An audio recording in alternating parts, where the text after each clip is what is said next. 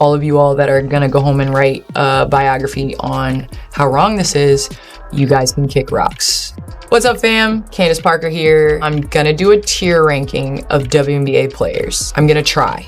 Then you got Angel Reese. I put her right at that C. Candace Parker just did something that sent Angel Reese's fan base into absolute chaos. The WNBA legend shocked everyone when she ranked Reese as a CTA player, sparking immediate and intense backlash. But Parker didn't cave under pressure. Instead, she reinforced her stance with facts that made Reese's most vocal supporters look misinformed. While Reese continues to celebrate her streak of double-doubles, her team is consistently losing at an alarming rate. And when you take a closer look at those widely praised stats, you'll see the truth. Those double-doubles don't actually translate to winning. Parker just pulled the curtain back on what might be one of the biggest illusions in recent WNBA history. If you're on Parker's side, drop a baby giraffe in the comments. Let's talk about it. How many times have I said that Angel Reese isn't a difference maker when it comes to winning? Sure, she has an impact, just not the kind her fans want to admit. In fact, it's more like an impact on losing. If you think I'm wrong, ask her former head coach Teresa Weatherspoon or her current coach Tyler Marsh, who may soon be joining Teresa in the unemployment line, hoping to scrape together enough breadcrumbs to survive. Or better yet, just ask Candace Parker herself. Now imagine this. One of the most respected figures in women's basketball drops a player ranking that flips the internet upside down. Candace Parker, a 7-time All-Star and 2-time MVP. Angel Reese in the C tier of her rankings. Not A, not B, but C tier. That's the same level she placed injured rookie Cameron Brink, basically signaling that Reese is still in development mode, not the superstar her fans claim she is. I think, to be ranked higher, you've got to be able to carry a team, Parker explained. Be a number 1 or number 2 option. She complimented Reese's offensive rebounding, but made it crystal clear that she's more of a role player than a franchise cornerstone.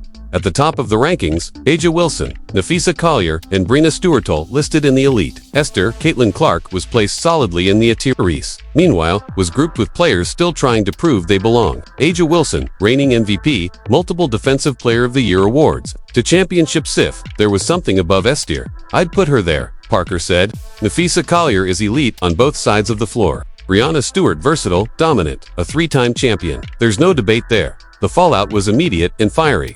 Reese's supporters erupted across social media, accusing Parker of being a hater and questioning her motives. They couldn't believe their double-double queen was placed below players they viewed as far less accomplished. The outrage was so intense, it took over the WNBA discourse for days.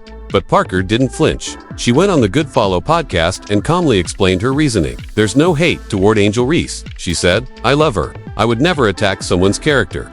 She emphasized that her comments were strictly about basketball performance and team leadership, not personal jabs. She was evaluating skills, roles, and impact, nothing more, nothing less.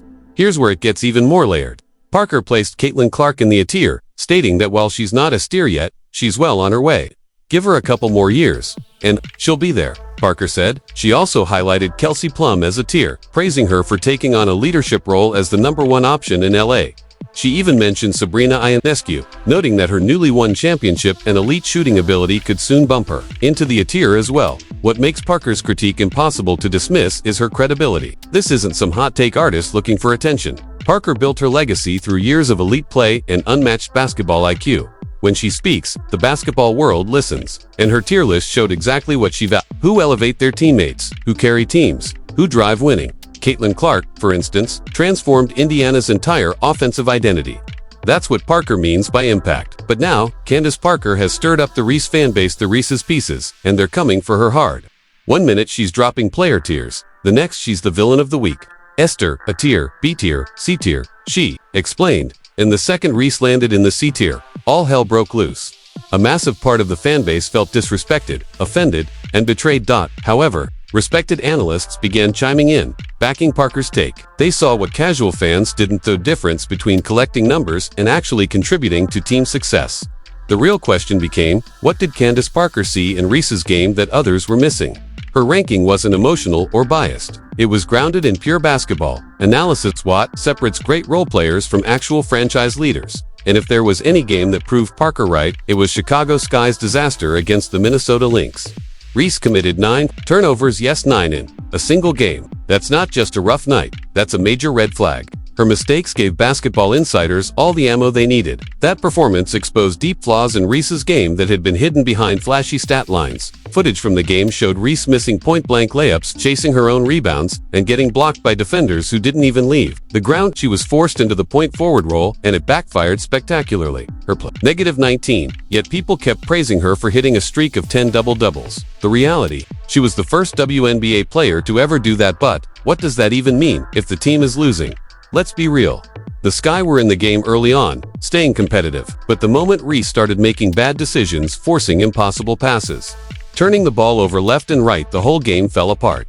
And these weren't elite defenders shutting her down.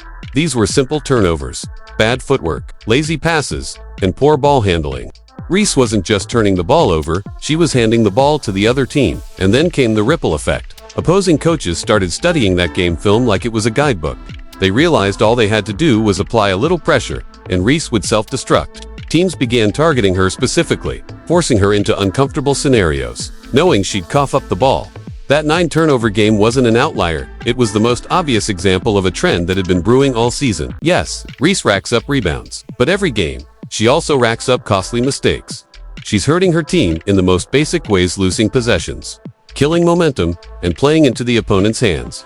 And yet, instead of addressing these glaring issues, Chicago's coaching staff chose to downplay them. They kept pointing to the double-doubles like they were a magic shield against criticism. Meanwhile, the losses kept stacking up. That game, those 9 turnovers, was the smoking gun.